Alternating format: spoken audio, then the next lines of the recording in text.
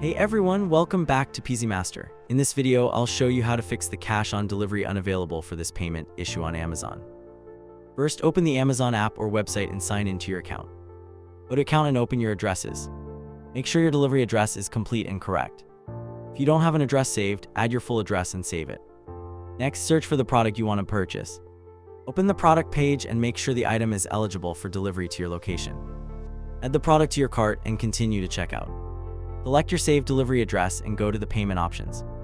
If cash on delivery is available for that product and location, you'll see it as a payment option.